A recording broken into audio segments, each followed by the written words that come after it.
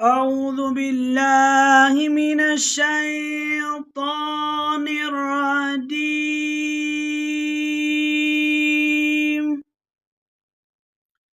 بسم الله الرحمن الرحيم.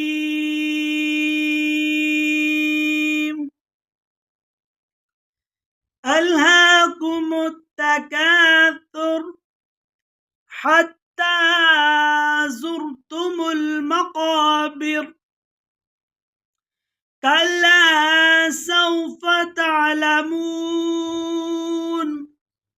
ثم كلا سوف تعلمون، كلا لو تعلمون علم اليقين لترون الجحيم ثم لترونها عين اليقين ثم لتسألن يومئذ عن النعيم. صدق الله العظيم.